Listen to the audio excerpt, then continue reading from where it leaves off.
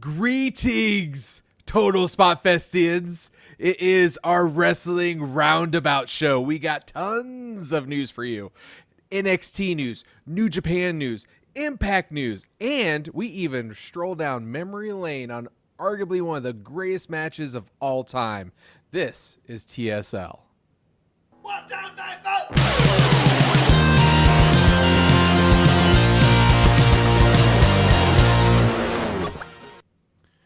Welcome back to Total Spotfest Live. I am JJ Brownlee. That is Jamie Faulkner. Thank you for joining us. We do want to welcome you to our regularly scheduled program. I know our schedule's been off the last week and a half, couple weeks or so. Jamie's on vacation. We had the young boy filling in.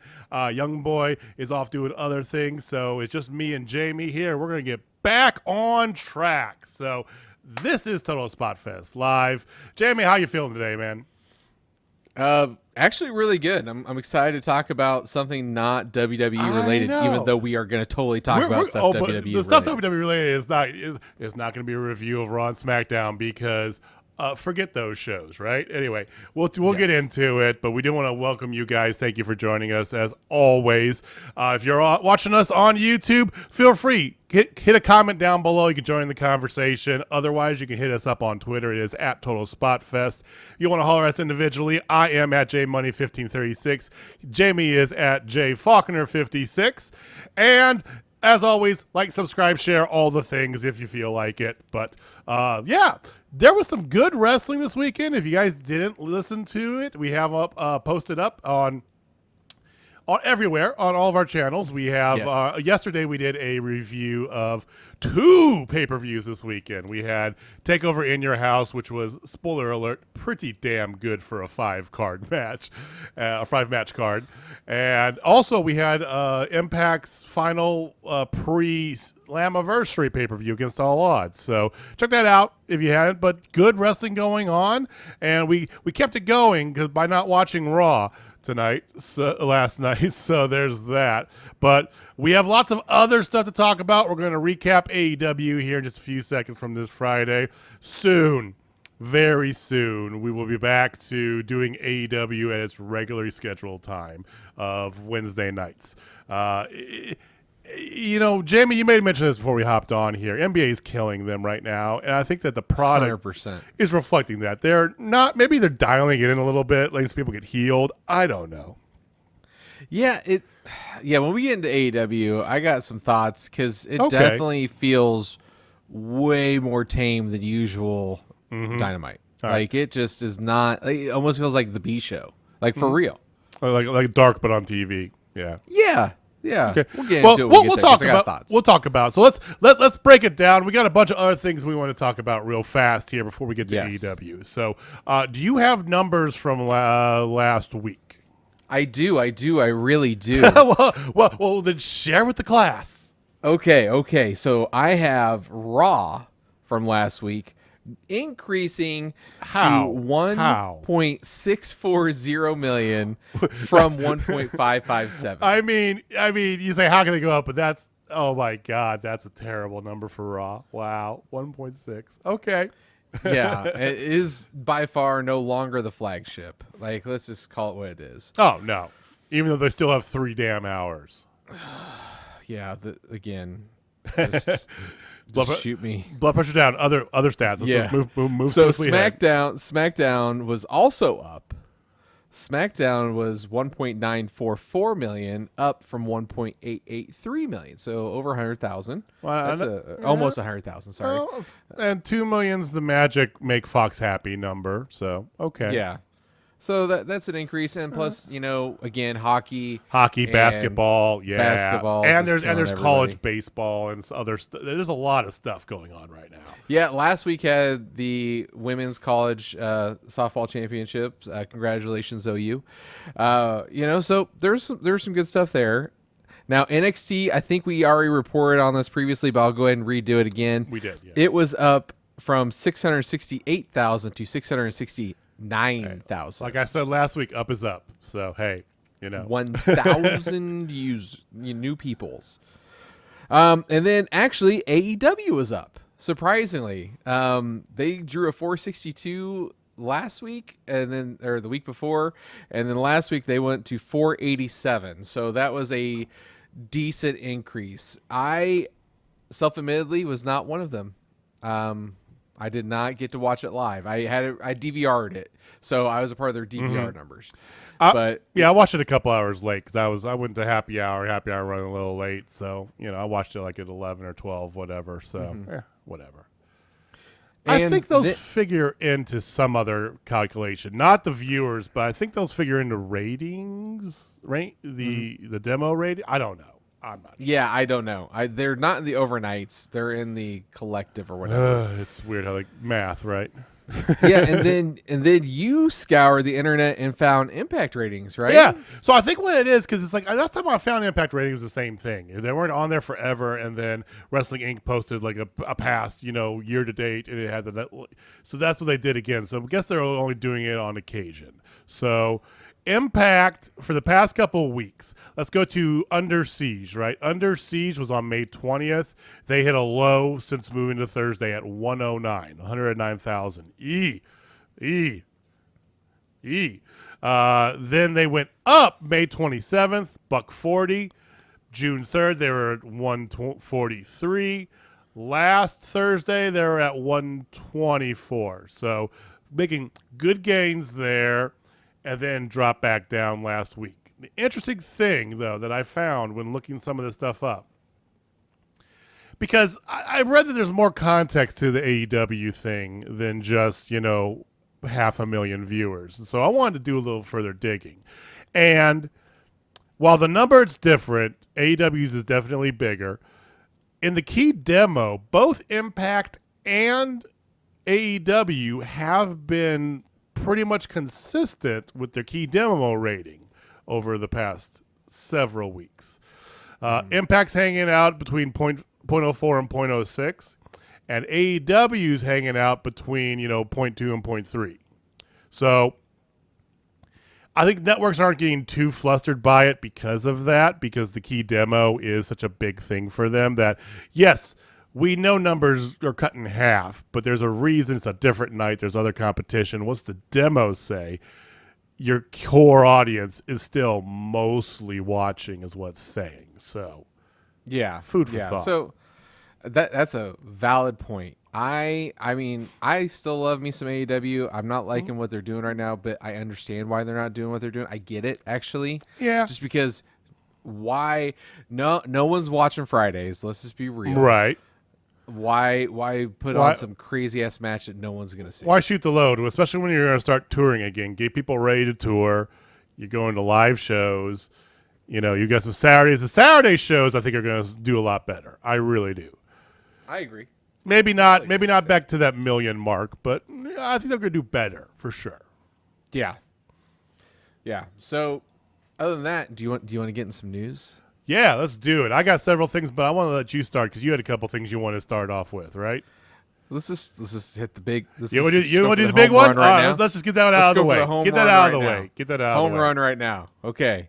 Vince McMahon's dead. No, I'm just kidding. Whoa. We're talking Jorge Soler, not Mark McGuire here, man. Back up a second. Yeah, fair. Okay. All right, ladies and gentlemen. There's been a lot of speculation on where Samoa Joe is going to land, and he has officially landed in NXT. Mostly official. He was at the pay-per-view. He was there. Triple H has also gone on record lately to say that he was more than displeased when they let go of Joe, because he said he would have taken him back to NXT in a heartbeat because it was not his decision. It was 100% not his decision, and he went on record saying that. By the sounds of it, it was JJ's favorite person who made the call and Dunn. Fucking Kevin Dunn. Yeah. Yeah. I mean, before we get into the details of it, just to rehash my hatred of Kevin, of my least favorite Dunn, I guarantee you what happened. It was Nick Khan came in, as the member of the board that he is, and said, cut people. We need to cut X amount of dollars. Go. And Kevin Dunn's like, well, Samoa Joe ain't wrestled a year and a half. Get rid of him. I guarantee you that's what happened. Nick Khan's like, get rid of some dead weight. You go. That's what this fucking idiot did. Mm-hmm. So, sorry, off my chest. Back to the story. Yeah, so it seems like Samoa Joe's going to make his appearance today. That's what it sounds like, because at the end of In Your House, which we did miss. Sorry, we did miss this. Sorry, guys. William Regal, because there was some backstage fighting and everything, he's just kind of over it, and he had tear lines coming down his face, and he says maybe it's time for a change. And my understanding is the play is going to be Samoa Joe is that change. Right. So here very shortly on Tuesday nights, we get to hear Joe's gonna kill you. Well, and the rumors are all about it, because first of all, let me just be completely blunt and honest. This is not 100% official. It's not been released, announced. I don't think it will be till he shows up. But Metzger said that as far as he knows, he doesn't know it's 100%, but was told today, as in yesterday, the 14th, that Samoa Joe is going to be in a Regal-like role back in NXT. And then all of a sudden, Regal's talking like he's stepping down. I think that's all part of the shtick. Let's be honest. I don't know if that means Regal's like legitimately retiring. He might be. He might be moving on. He might be moving back to England. Maybe he's going to run NXT UK. I would like to see that. Oh, man. Because they could definitely use it, especially after some of the things that happened in the past few weeks. Not firings, just changes they've had over there. But if he is leaving, based on what I was told, this is Metzger again, Samoa Joe is definitely the favorite to be the new commissioner. But Joe is in, and he's in as a non-wrestler. So I think that tells you he's not cleared. And let's be honest, he wasn't cleared because of the concussion he got. Concussion he got shooting a commercial for WWE on there, which is ironic. But he's had a bunch. Yeah. I mean, he had concussion in Ring of Honor, concussion in TNA. He's got kids and a wife. He might got kids. He might be, and you never know, because with CTE now, it's a different world. AJ Styles himself says that he knows that he doesn't have longer in the tooth because he doesn't want to be that punch drunk lover, or punch drunk guy, 40 years, 30 years from now. So I'm speculating, but this may be his move. This may be where he goes, but he may also boot him up again. I think is probably more likely. But right now, it looks like he's coming back. A good on him, Mm-hmm. Yeah, I'm looking forward to him being back. I think the whole thing is, I think you're right. I think he is looking out for his family, and he doesn't want to end up, honestly, looking kind of like my childhood idol and Shawn Michaels, and being cross-eyed and like half the man he used to be, just because of all the concussions and everything he's put himself through. Maybe it's time. I think you're right, because he can put together good matches with people. He could definitely do the William Regal role, and eventually he might do one or two matches here and there. He might do it like the Triple H thing. Authority. Yeah, I'm just thinking that. Pop in for a little bit. Cole needs to be knocked down a peg around next year's big takeover, WrestleMania takeover. It's cool. I want to see Cole versus Joe, right? I would like to see Cross versus Joe. And Joe just slapped the bitch out. But something of that nature, But yeah, and then once again, I think because you look at that and HBK is a good example. Scott Hall is another great example. Well, he has other factors in play there. But compare those to somebody who did walk away relatively earlier, which would be Ted DiBiase. Ted DiBiase looks great, right? He's sharp. He's witty. He's still got it. He's older now. He's not in peak physical condition, but he's all there upstairs, and there's something to be said with that. So if that is the case, and I'm not saying it is, I'm speculating, but if that is the case, more power to him. I think that's great. I know it sucks because we're all got juiced about Joe in AEW or Joe back in Impact, right? There's all that thought, but I mean, it's kind of like Hey, Samoa Joe's going to re-sign with WWE. Aw, it's going to be with NXT. Okay, all right. It's like Right? That's the peak and valley of it, because like legit, they're like, he's going back to WWE, and like, son of a bitch is like he's going to be NXT as the commissioner Yeah. role. Oh, okay, I'll take it. All right. no, so he's going to be back in NXT. Well, and then kind of ancillary to that, I read a report too that went along with it. Now, I don't. Rumors abound. We all know there's people that are free agent, basically from spring and through the summer because of the way WWE does their freaking business, right? There's all this speculation about the free agents who they, throw on the market, basically. So there's a lot of speculation with it. And per Fightful Select, this is reported by Fightful Select, who I've said before, they have probably one of the better track records of the dirt sheets on the internet, right? Yeah, totally. But apparently, according to them, there have been numerous releases over the past 14 months, going back to the original Black Friday, the beginning of the pandemic last year, that NXT has discussed bringing back. And it makes mention of Drake Maverick, who they did the whole thing with, That being said, I take this with a big grain of salt because immediately people, Twitter blew up as soon as this came out earlier today. Twitter blew up with who else do you want to see them take back? Who's it going to be? Who could it be? Who's this and that? And I'm like, slow down. They're still part of WWE. Nick Khan's role is still to cut costs. Okay, that's still the end game in his position wise. So let's not assume that everybody's going to be coming back. But I want to play a quick game with you, Jamie. Of the people released this year, let's not worry about last year's, right? So of the two big releases we had this year, give me a couple names or somebody's. If you have one, it's one. If you have two, if you have 20, whatever. Let me know who you think would go back to WWE, considering the situation without a Braun Strowman. Okay. We're both on that accord. I think 1,000%. I also think, I look at the others too. Iconics, I don't see them wanting to go back right now. Chelsea Green, they were unhappy. Chelsea Green, not a chance in hell. Vanessa Bourne, I have a story about her. I'll tell you in a second. That is be no chance in hell. Yeah. So apparently, let's just tell you right now. So apparently, she was called up. Remember, she got called up and she was sitting at catering for the whole time, right?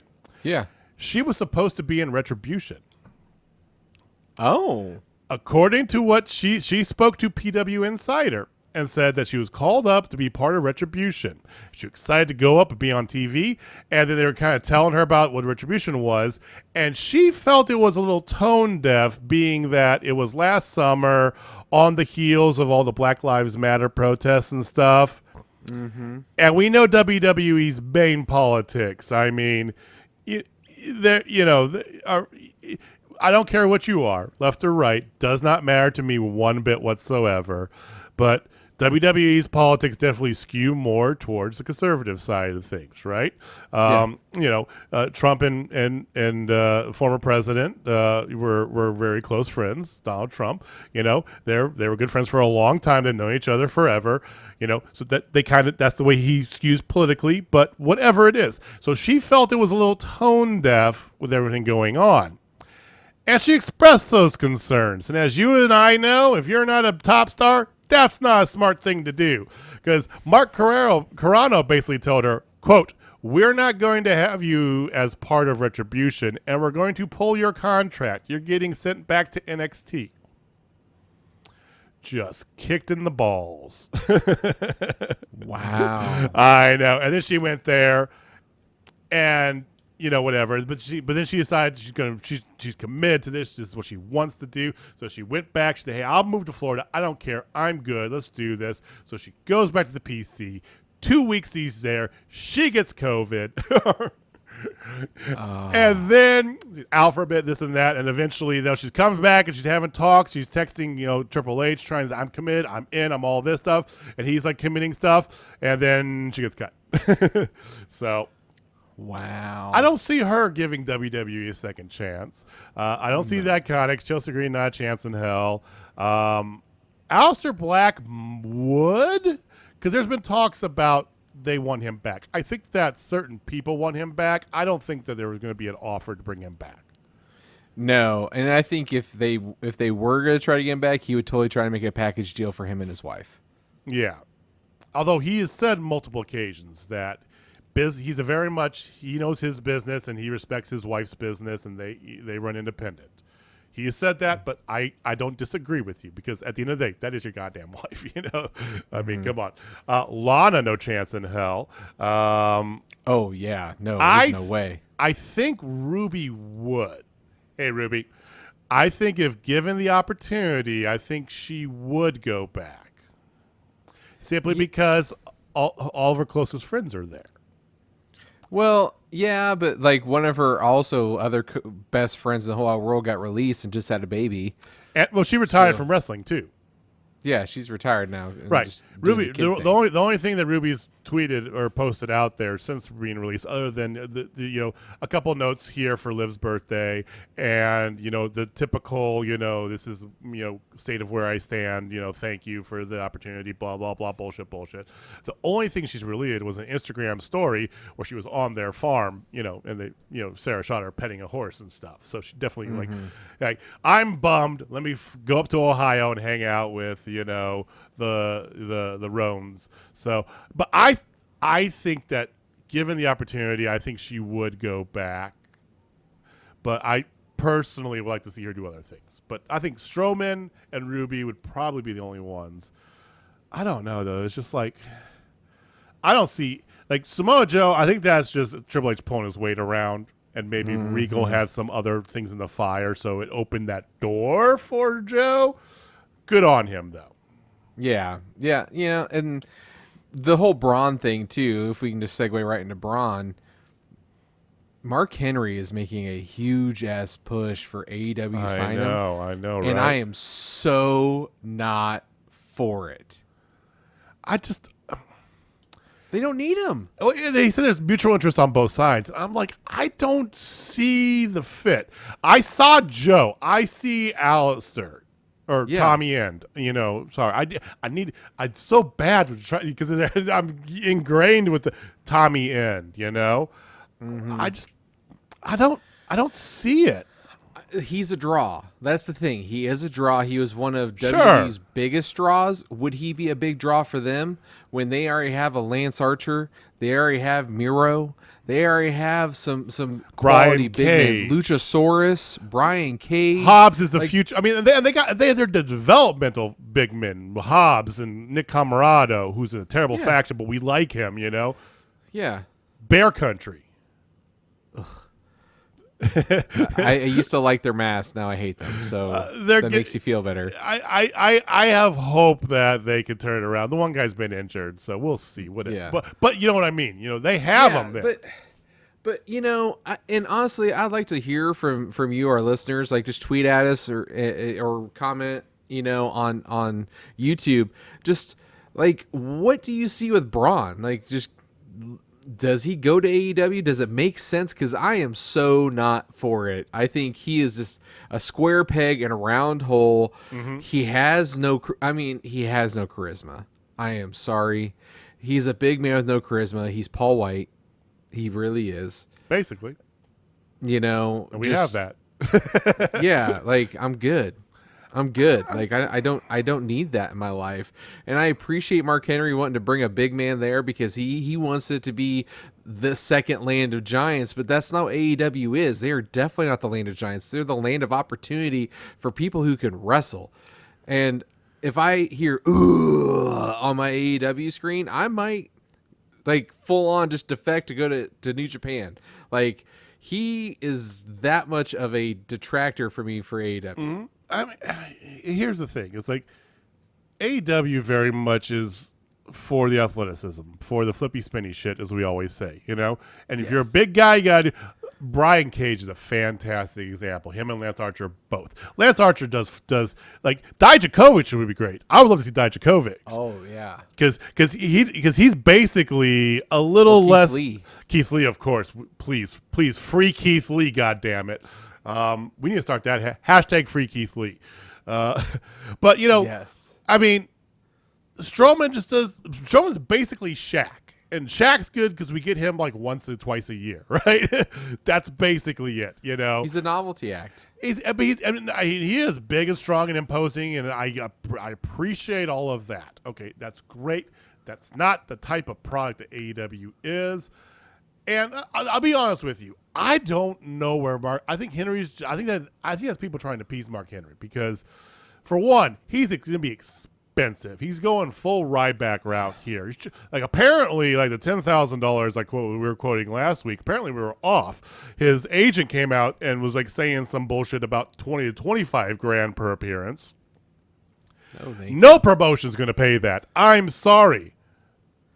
No promotion. Nobody.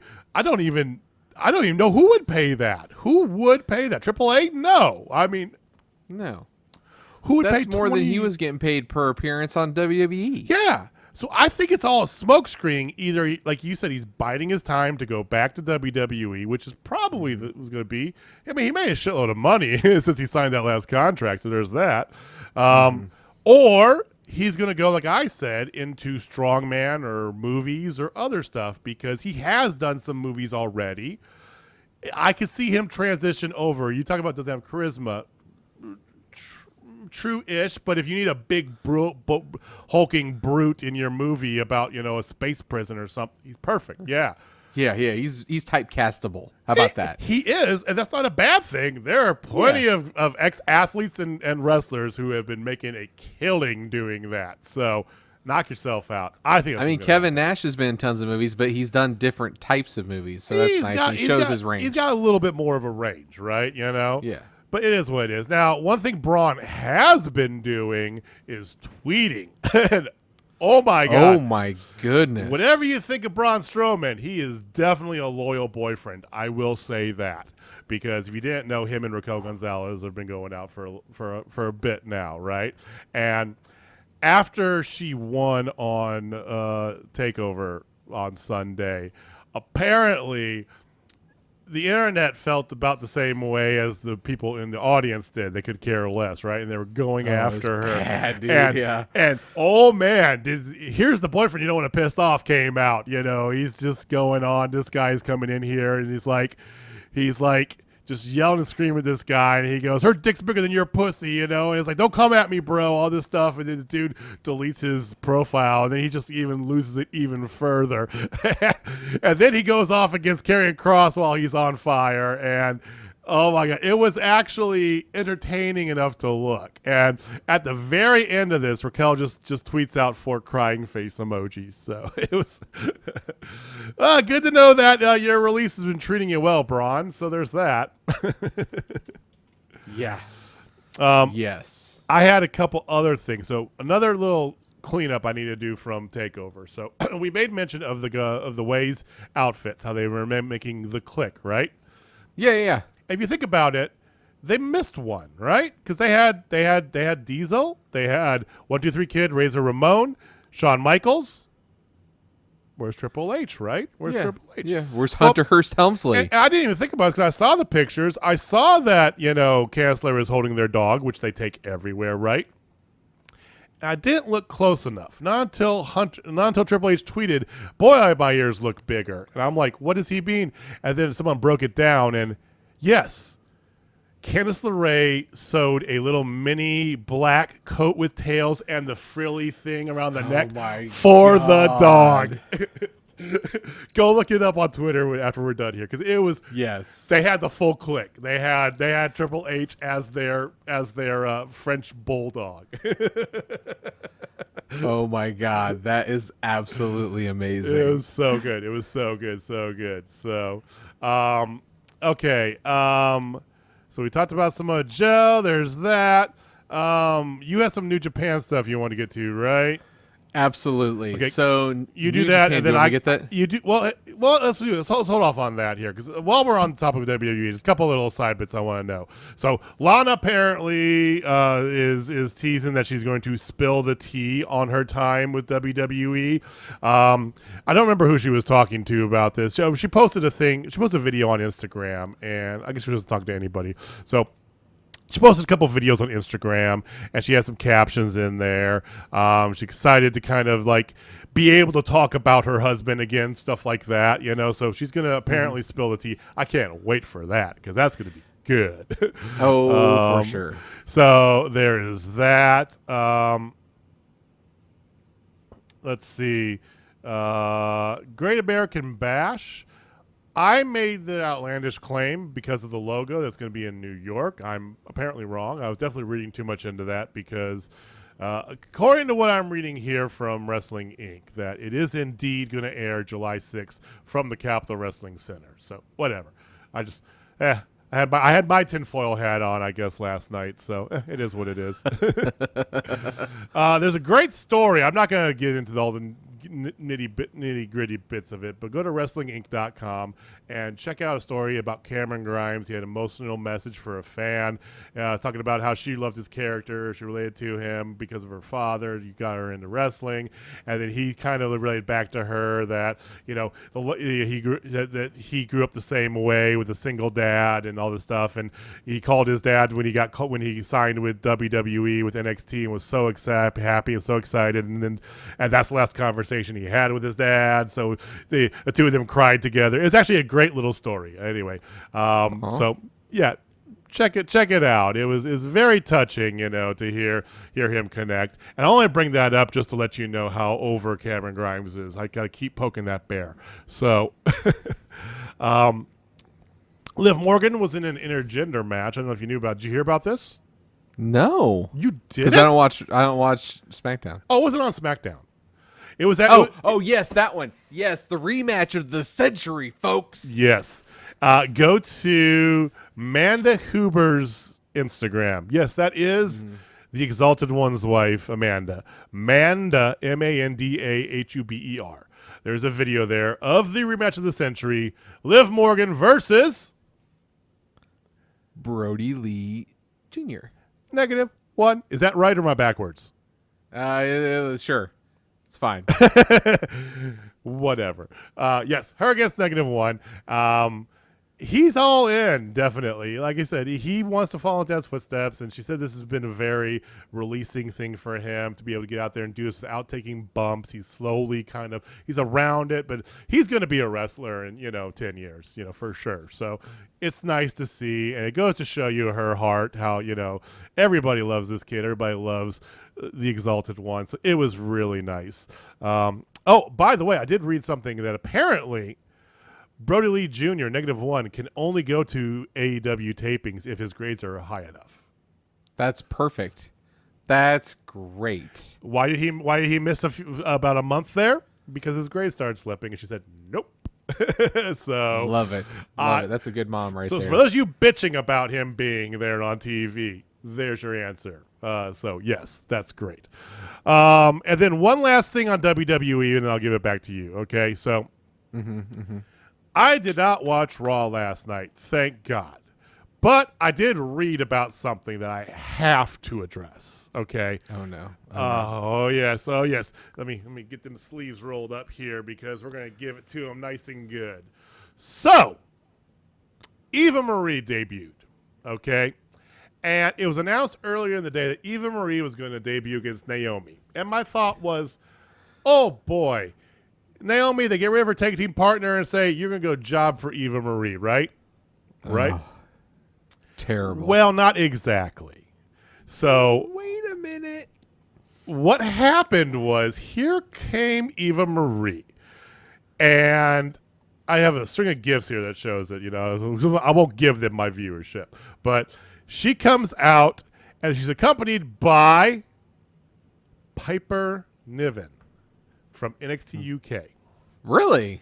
Yes, and I have many words to say when I'm done telling you what happened. I like Piper Niven. I She's love a good Piper wrestler. Niven, and this is what pisses me off, okay? So she comes out, squashes the living piss out of Naomi. It is what it is. Naomi's a jobber now? Apparently. So she does that. If you're not familiar with Piper Niven, she's a bigger chick, but she's got stupid athleticism. Her finisher's a Michinoku driver. She's very, very Love athletic. it. Good. Yes. She has good energy. She's a very positive person. She's just a bigger woman. Yeah. Deal with She's it. a she's a thick chick who can go. Who Yeah, cares? yeah. She's like a female Bronson Reed. She kicks ass, but she's maybe got a few extra pounds. Hey, one just in cares. case you didn't know, men come in different shapes and sizes, and Well, coincidentally, so do women. and we know this. You know who doesn't know this?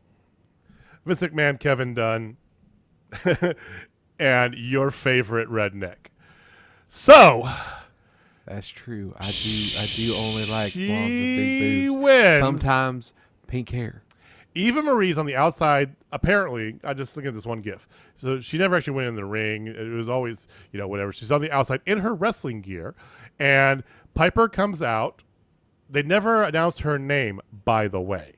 Apparently, they never even announced Piper's name. Maybe they're giving her a new name.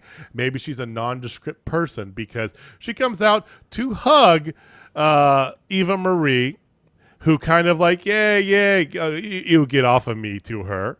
And then has the announcer announce that your winner, Eva Marie. And I'm like, you motherfuckers, it is 2021, and you are going to pull this bullshit of fucking 1990s teen high school drama shit where it's like, oh, the fat girl won, but we got the pretty girl take the credit for it. Fuck you. Fuck you. Fuck you. It is beyond insensitive. I mean, and it's like, Wow. I'm a bigger guy, and in my family, women are bigger boned. It's just how it is, They're Yeah. we're they got some big women, and it's like I could very well see that being my sister, and it just pisses me to holy high hell that she's not even gonna wrestle in WWE. I guarantee you, Eva Marie's not even gonna step foot in the ring. It's a fucking travesty, and Piper Niven deserves better than this shit. So. Hence why we don't watch WWE anymore. Fuck that noise. So anyway, I had to get that off my chest when I saw that come across when I was looking up Impact numbers, and I was on the dirt sheets and I saw that, and I was like, well, let me just see what her debut was. Fuck me in the ass. So all right, let's go to happier things. Let's go to happier things. Okay, so let's talk New Japan then. Oh, that'd be great. New Japan's awesome. So there's a couple things New Japan wise. They just announced 2 title matches for New Japan's Kazuna Road, and that is going to be taking place at the legendary Karukian Hall, which that's pretty cool because that's a big deal. So 2 matches. And I'm excited for one, not excited for the other. You be the judge. Okay. First up is Team Chaos, which is Hiroki Goto, Tomohiro Ishii, Yoshihashi defends the IWGP Never Openweight 6-man championship. Yep, that's a mouthful, ladies and gentlemen. Against the Bullet Club, who will be represented by Evil, Dick Togo, and Yujiri Takahashi. So that's the first one that got announced. Okay. Then right after that, like legit right after that at the show, Bullet Club's Taji Ishimori and El Phantasmo challenge Roppongi 3K for the IWGP Junior Heavyweight Tag Team Championships. You're excited for number 2. You're not so much for number 1. Absolutely, because that's just number 1. Number 2 though, like El Phantasmo, we've talked about how great El Phantasmo is. I need to buy me a Headbanger Club shirt. Yes. I mean, we just got Dark Order shirts. Hopefully they get shipped here shortly because that's one of the things with Pro Wrestling Tees. They haven't been bad. They've got, because I know the COVID hit them. I ordered a shirt like last year, and it took at least 2 months to get here. But my Danhausen shirt took about a week and a half. So yeah. So yeah, we ordered ours Sunday or whatever. But yeah, so I think that's my guidance. Okay, so but anyway, it'll be a week. We gotta get anyway. Headbanger. So El Phantasmo and Taji Ishimori, I love those two. Like, if you don't know much about Taji Ishimori in the Bullet Club, he's great. He is also a member of the Headbangers Club. Like he rocks his shirt. Those two are going to be phenomenal together. I hope they get the dub. Team Chaos, I don't know much about them. I'm just going to be honest. I have not watched enough of them. I know a little bit about Evil, Dick Togo, and Yujiri Takahashi, but I mean, because they're Bullet Club, obviously, Sure. they're the it thing.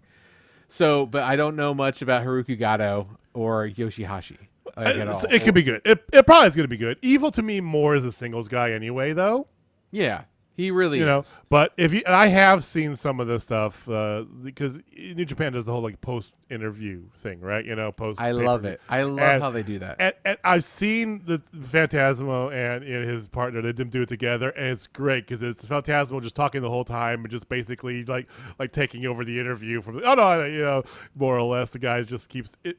They have a great little kind of play off each other from the ones that I've seen at least. So I think that's going to be fantastic. Yeah. So those two matches are set in stone for the road to Karuga or whatever it was, Karyukin Hall. Karyukin Hall. Sorry. Karyukin Hall. So next, they did an interview with Shingo Takagi. And he is obviously the new IWGP World Heavyweight Champion. And he promises to bring the fire during his reign. There is already talks that this week they're going to announce him versus Ibushi. Ooh. Yes, please. Yes. Yes, please. Yes, please. And then I heard heard do that. And because, like Wrestle Kingdom's coming up. And so is the Grand Prix. The Grand Prix is right around the corner if it happens, right? Yeah. It probably will happen. I'm guessing it's going to be a little different. Because here's the thing is, the Olympics, is that going to throw off Wrestle Kingdom? I think it's going to.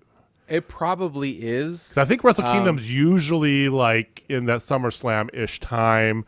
Mm-hmm. I don't know because, first of all, I don't...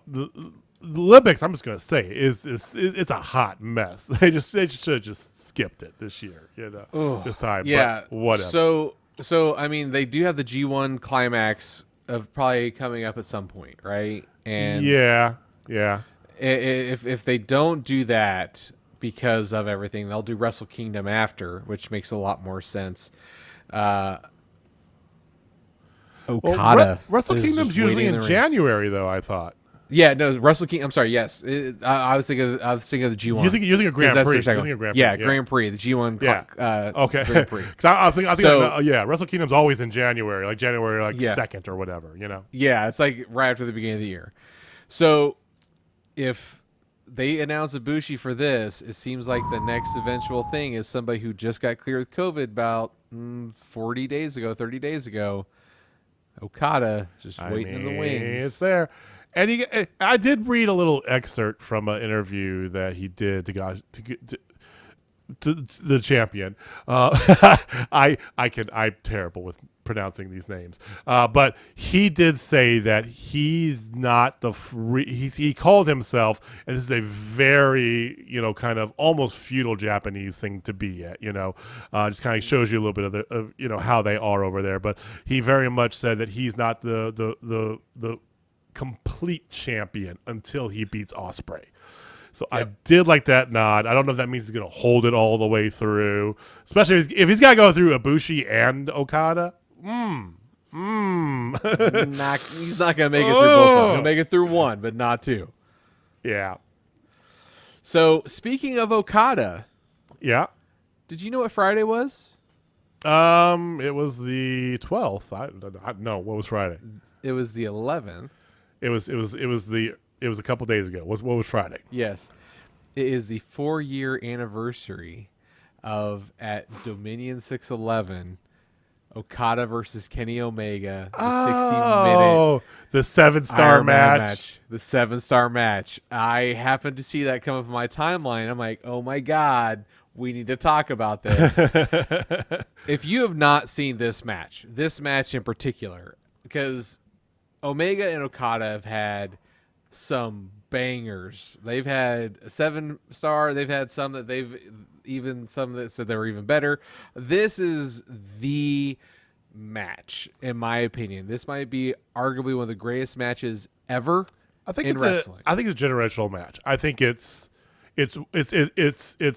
Hogan Warrior. It's AJ Styles Daniels 1. It's on that level with those quintessential matches, right? Rock Lesnar, stuff like that. It was on that level. It's even if you don't like Kenny Omega or you don't like Japanese wrestling or you don't like long matches, you will like this match. I have yet to meet anybody who goes, yeah, it was whatever. It was so damn good. It was like it fantastic. had everything. It had the Young Bucks, Cody Rhodes coming out. Cody Rhodes wanting to throw in the towel, and the Young Bucks wouldn't let him. Like it had storytelling. The pacing for this match for 60 minutes, it was unbelievable, was insane. Those guys going at a pace that most people can't do for a 20-minute match did that entire pace for 60 minutes. So we'll put it this way. When you watch the Lucha Brothers, they are action-packed, heavy-going for 7 out of the 11 minutes of their match, right? If they have an 11-minute match, right? Yep. So that pace that they set, 55 minutes out of 60. Yeah. No lie. That's no BS. This match had everything. It was not slow. It was I agree with the 7 stars. It is the greatest match I think I've personally ever seen. I personally have issues with the whole going above the ranking thing. That's just me in general. But I understand it. I mean, both men could not stand up afterwards. They were just spent. It's like Rocky 2. They were spent, So New Japan tweeted about it, and Kenny Omega responded. So New Japan's like, on this day, 2017, Okada versus Kenny Omega went the 60-minute distance for the IWG Heavyweight Championship in Osaka. So it goes, relive it here, of course. And then Kenny Omega is like, one of the most demanding challenges of my career, both before and the match itself. Telling the story would probably take a full 60 minutes also. I mean, we want to see, a behind the music, style. We need to get a thing for this match, because it's so good. It was. And to be go watch it. Blatantly honest, this is the match that made me fall in love with Japanese wrestling.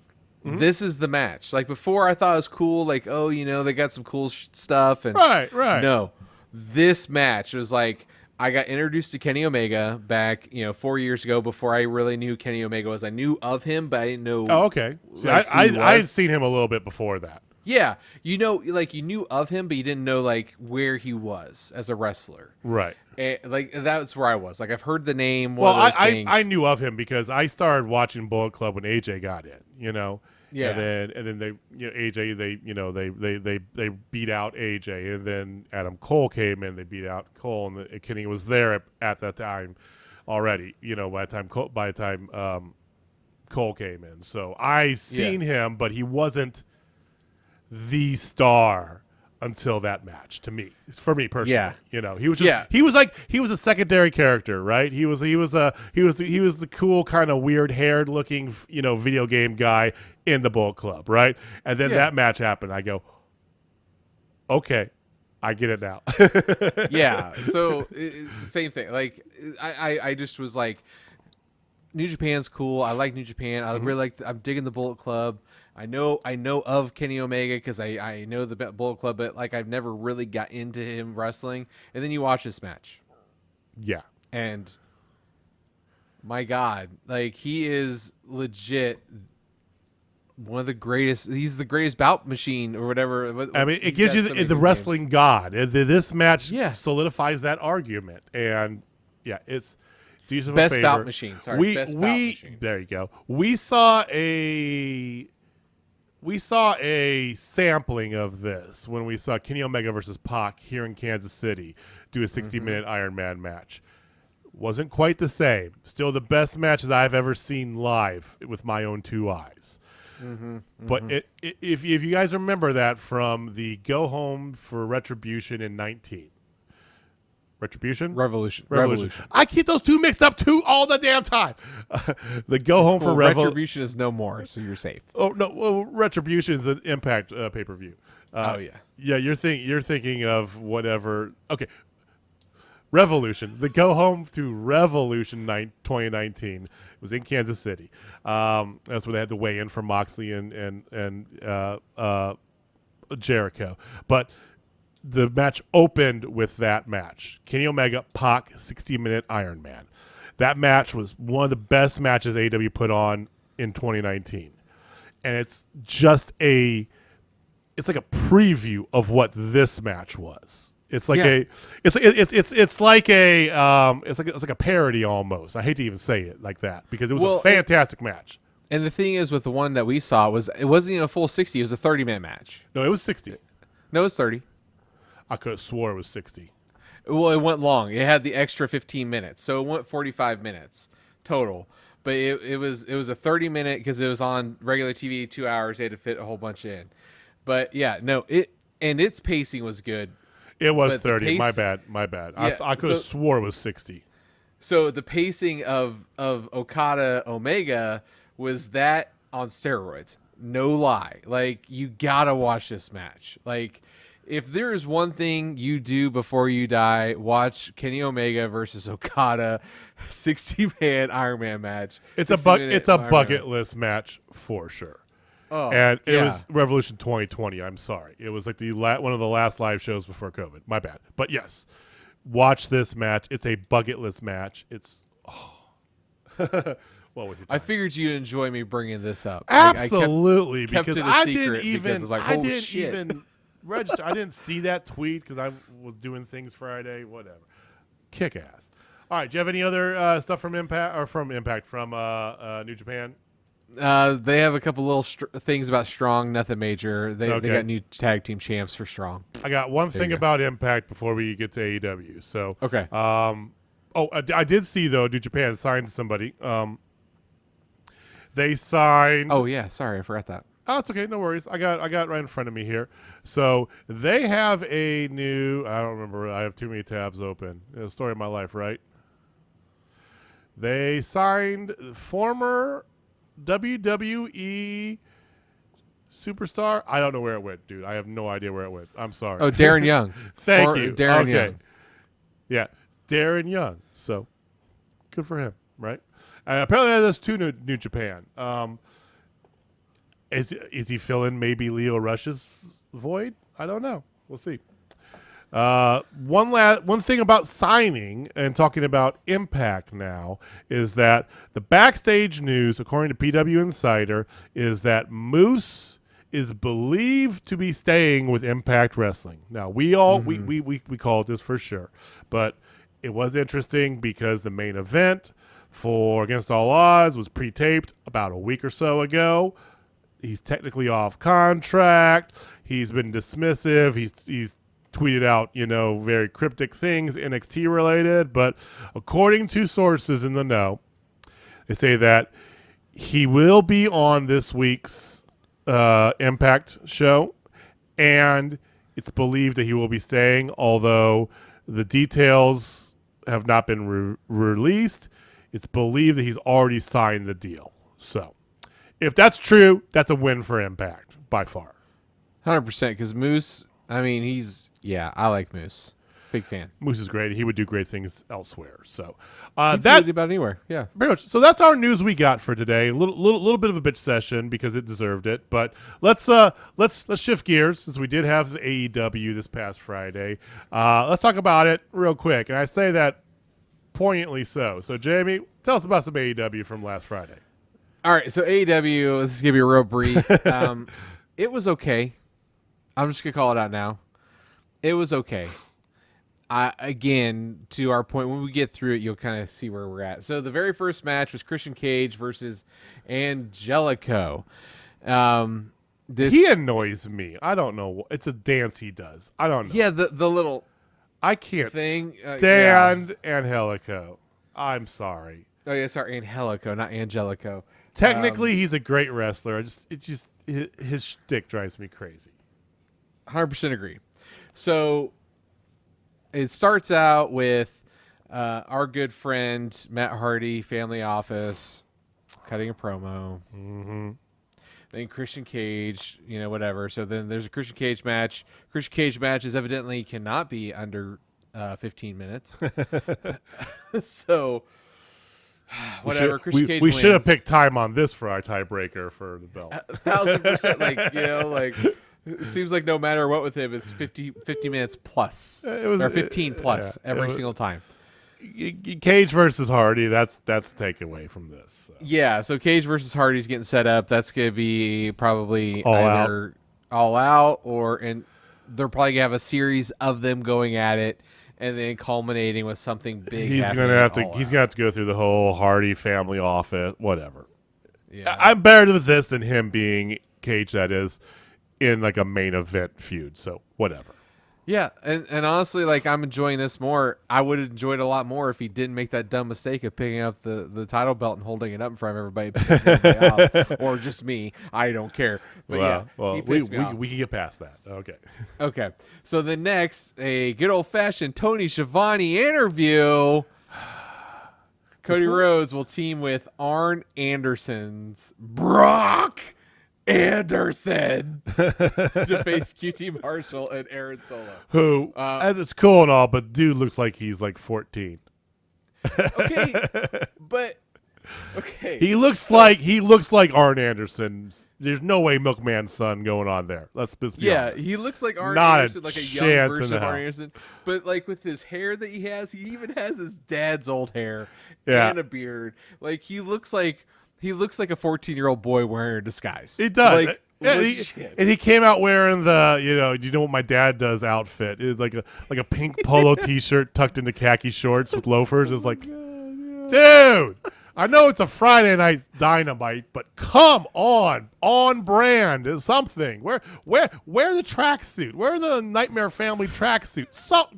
Really, whatever. I know. If he did he? I forgot. Did he have a braided belt too? He probably did. So they're going to face off.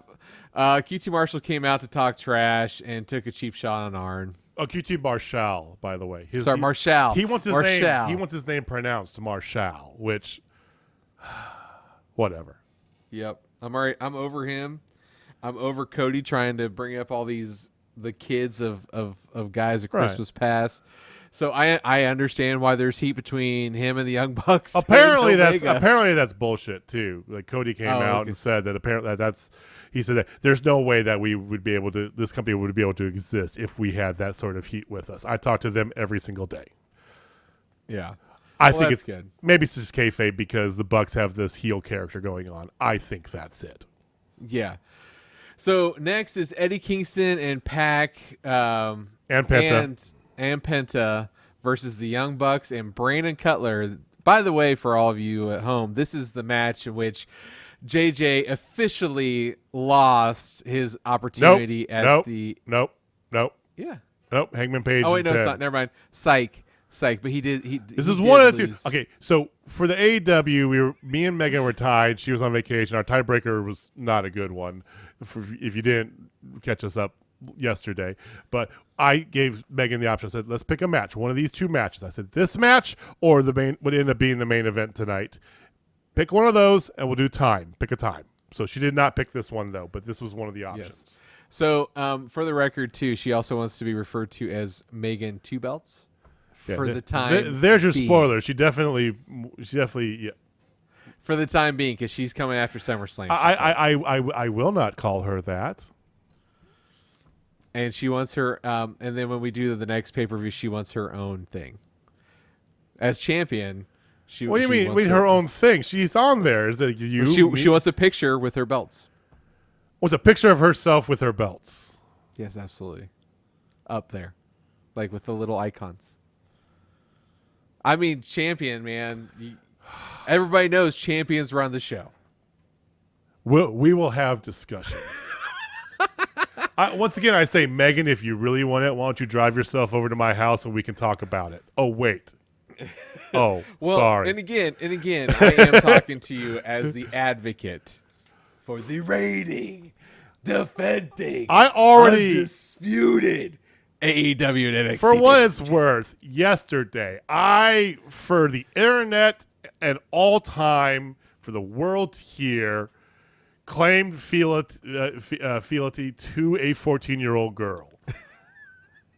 And now she's demanding that I do extra graphics work for her. So, I mean, doesn't that feel like a great heel champion just to do that to you? She is her father's daughter. She is a heel at heart, you know? you do know that, but I do all the graphics. Like, I could very well agree to this, and all of a sudden, there's Megan, but she also is wearing her John Cena t-shirt and wristbands, and just saying, I'm pretty damn good at Photoshop, Megan. Just think about that. We'll If circle anything, back. it should be a Brock Lesnar with her head put on his body. That would be the best thing I'm ever. sorry. I'm not Asuka. I know we're not talking about WWE. Have you seen Asuka's Twitter lately? Yes, it's a little ridiculous. It is glorious. Asuka's, if those of you don't know, Asuka's photoshopping her head on everybody. It started with Batista, and then went into Britney Spears, and now it's just everything under the sun. Yes, it's glorious. she's ridiculous. It's I love great. her. Yeah, It's great. All right. So anyway, this match was pretty good. Eddie Kingston, Pac, and Penta ended up getting the win over the Young Bucks. It was a good match. It was the best match of the night. Well, no, scratch that. No. It was not. It was definitely. It was not. I'm enjoyable, sorry. but it was basically what we saw last week with a little extra wrinkle thrown in. Yeah, it felt very WWE.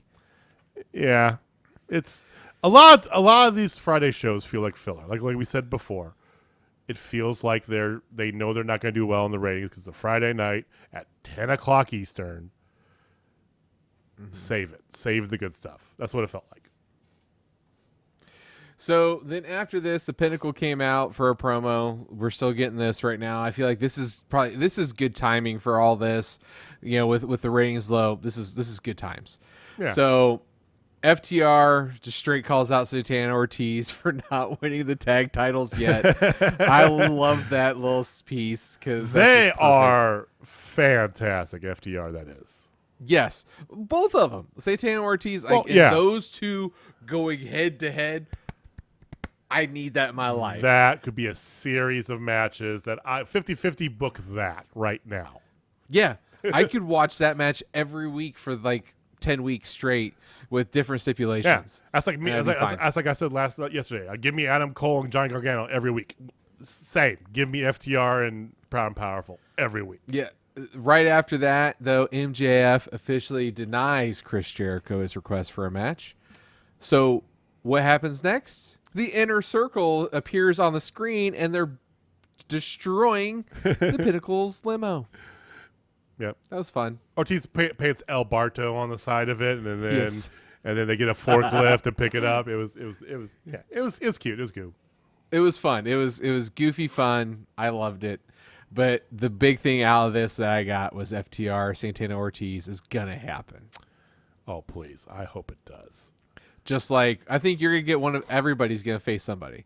Spears and like all of them are gonna have singles matches Well, at some next point. week we're getting a MMA match with Yes. Wardlow and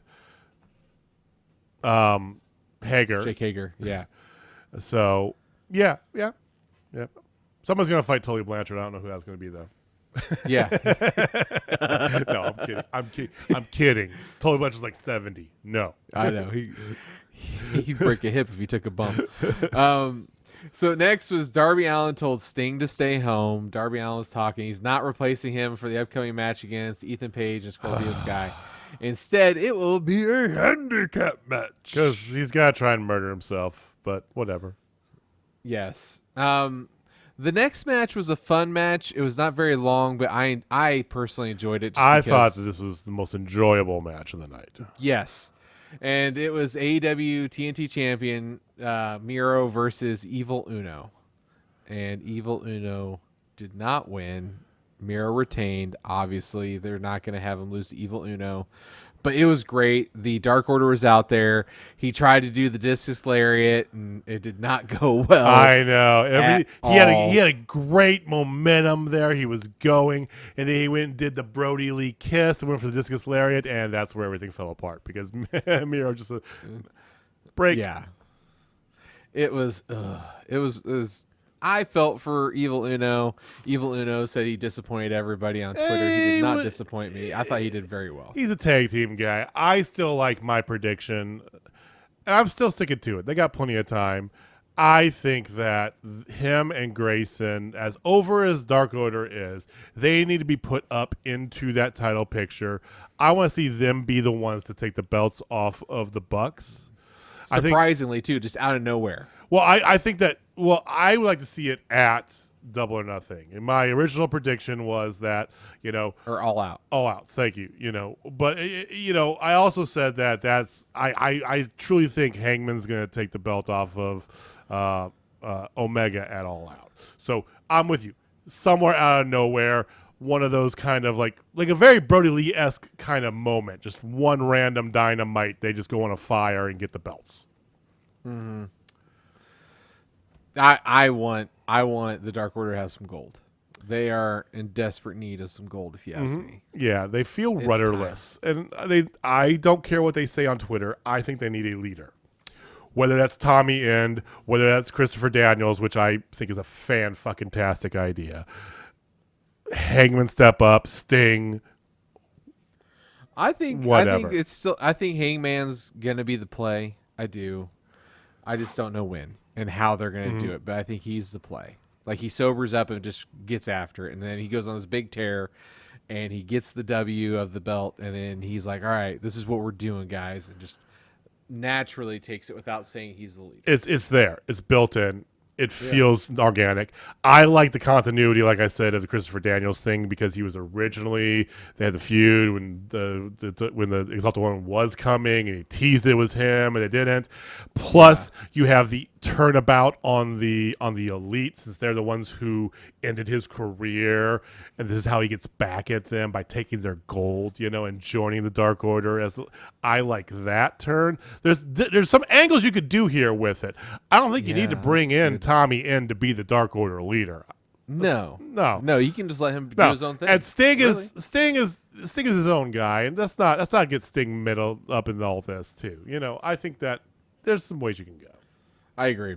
So after this match, Kenny Omega and Don Callis cut a promo on Jungle Boy not having the guts to beat him on for the AEW Championship. Jungle Boy said Omega talks too much and they just should start the fight. The Young Bucks came out to aid Omega, but Jungle Boy was able to get away. It was okay. It was a typical it's a filler promo. Makes it a lot of this stuff's filler. A lot of it's filler. Whatever. Speaking of not filler, bad filler. It's not bad filler. It's just, this was great filler because right after it was the stuff I'm already over with AEW. I'm sorry. Mark Sterling touted all the money he'll be making with Jay Cargill, including residuals anytime someone says their catchphrase of "I'm that bitch" or "she's that bitch" or variations thereof. Oh my goodness! Yeah, like you said, she needed a mouthpiece. She has one now. But I don't like him. Came out of nowhere. It doesn't make sense. He doesn't fit her at all. Like as much as I dog Hip Bo because their logo's terrible, and the logo's great, but the R is a B. I'm sorry, it drives me crazy. They fit each other great, and they are a good use of similar factionism. This makes no goddamn sense. I'm sorry. And it's not even a black and white thing. He is a wimpy little guy next to this Adonis of a woman, right? Mm-hmm. That doesn't even make sense. I know Adonis, but yes, a Greek god and this little pencil pusher. She's more shredding than Julian Saub, man. I don't get it. I just don't. Like a Slick Willie fastball dealing. That makes sense. That's cool, right? Some big Teddy Long. Bruising. Yeah, Teddy Long would be great with her. There's so many different other ways that I don't know. It is what it is. Yeah. At least she's not just floating around saying I'm that bitch. But I'm glad that's not that. Yeah. So then after this, we had, I guess what you call the run of squashes. So yes, you Lance would. Archer squash local competitor number 18, Chandler Hopkins. He's back to the run out, beat their ass, run back into the thing, which I dig that Murder Hawk. That's cool. Same. That's my favorite Murder Hawk. I want more of that Murder Hawk. So Lance Archer, if you listen to this, just continue doing this. We love it. We support You're not paid by the hour. Just do it. Yeah. I like that you're paid by the minute and you get done like 30 seconds. So let's go. Then Nyla Rose, she faced off against legit Layla Hirsch. It was not technically a squash, but it was pretty damn close. It was booked. It was I don't know. It was laid out odd. They were making fun of her height. Whatever. We get it. She's short. Okay. Yeah. But Nyla Rose was able to get the win. If you thought that Layla Hirsch was going to beat Nyla Rose, you were sorely mistaken, and you should probably get your head checked because there's no way in God's green earth that was going to happen. All right, so now is time for the main event, and yes, this is the match that JJ officially lost his AEW pay-per-view championship on, of Adam Hangman Page and Preston 10 Vance, going against Team Taz of Brian Cage and Powerhouse Hobbs. This was a very good match. It was. For the record, I thought that the Young Bucks were going to close the show because they opened it last week. So I thought this was going to be the opening match, which is why I went with the time that I did, which is over 16 minutes, because I thought they were going to open the show. And those tend to go a little bit longer than, what this match ended up doing. Would you say that? Fun fact too, Megan Two Belts, she when we were going over this, I may have actually talked her out of being within 30 seconds of the actual time. Because she's like, oh, I don't know, those guys, they're big, they'll get tired real quick. But like, it's a tag team match. She's like, no, I think 11 minutes. She's like right around there, like 10:45, 11 minutes. I'm like, no, I'm like, Megan, as your advocate, this is probably going to be a long match because if you look at the rest of the card, there's not a whole lot there. She's like, all right, 14 minutes, 14 even, and still gets the W. So yeah, because I went 16:30 or 16:40 or something like that. So yeah, but she almost went 11 on the dot. That's crazy. Or she went 11 and a half. It was 11 minutes and 20 seconds for those of you wondering. Yeah. So she was thinking like 10:45, 11, right in there. She would have won. Like almost. So you basically made a presentable loss for me, is what you're saying. Yes. Because it would have been just even more. I've already lost to a 14-year-old girl again. And hey, I did too. So she done stole your belt last night. You're still her advocate. I am. I still get paid to be her advocate, even though she took my belt. So anyway, Hangman Page and 10 were able to pick up the win against Team Taz, against Brian Cage and Powerhouse Hobbs. Again, good match.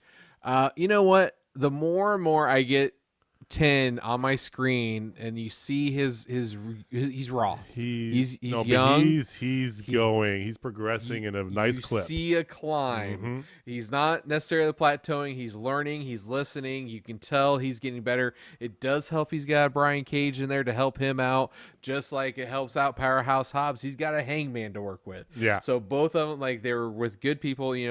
Say what you will about Brian Cage and using the steroids or whatever. He is a good wrestler, and he is good to work with the guys. He will take care of you, and he'll make you look good. By every account, he is a genuinely nice guy. I've never heard a backstage issue about him ever. Ever. And I like him. I love the Wolverine look.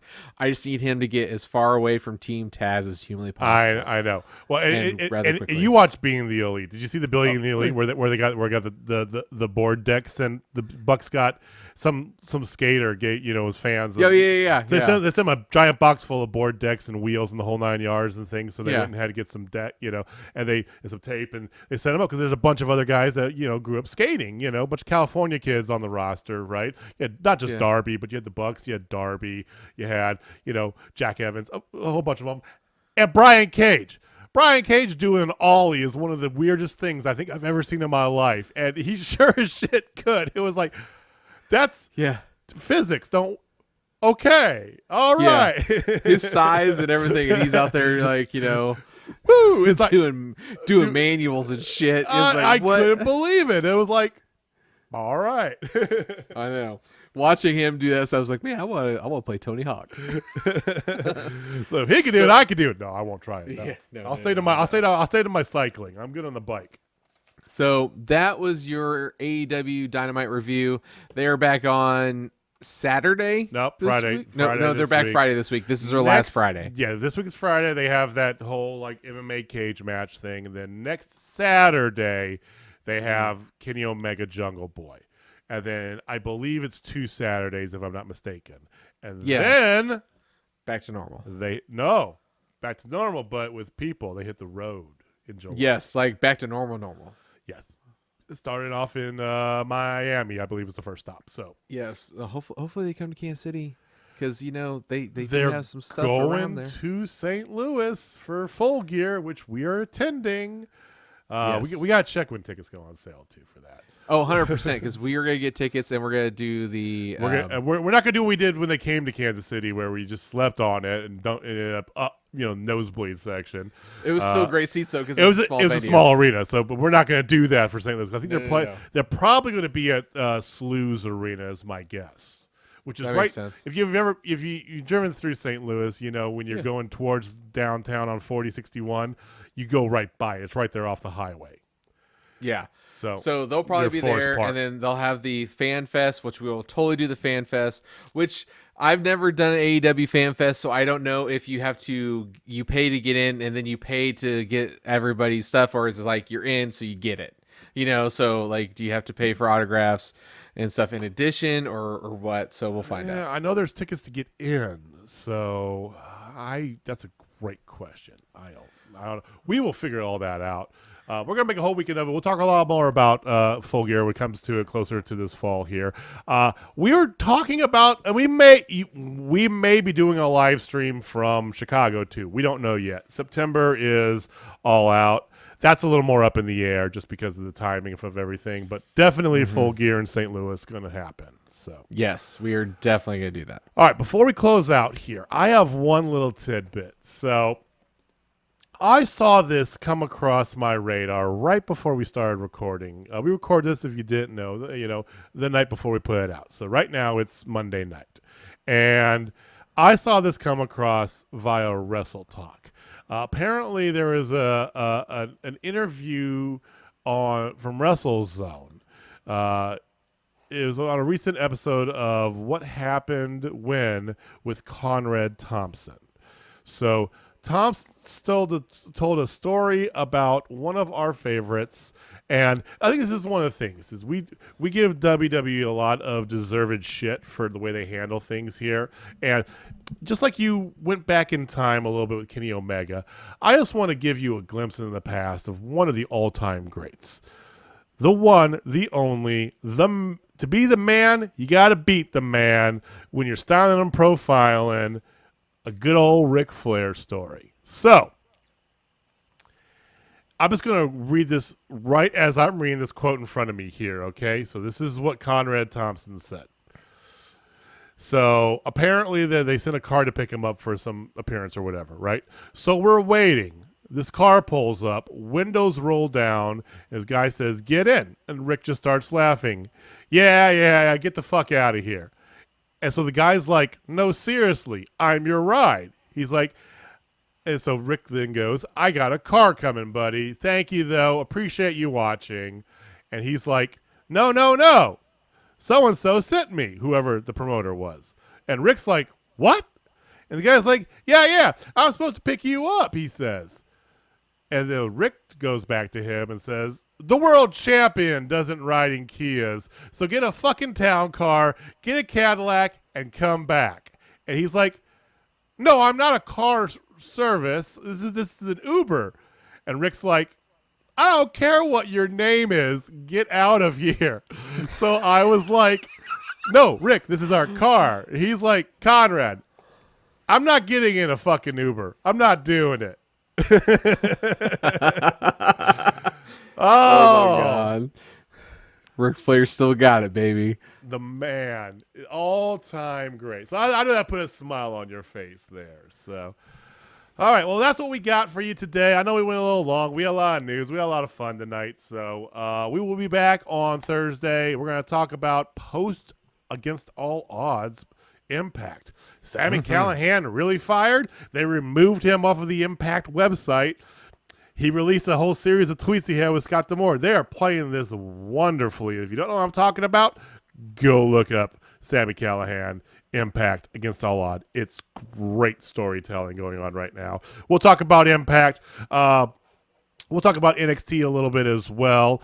And if there is any other news that breaks between now and then, we'll bring it up. But if you are on YouTube, give us a comment down below. Tell us, what you're excited to see in AEW when they get back to our normal schedule. Are you going to go to any of their shows? What are your thoughts moving forward here?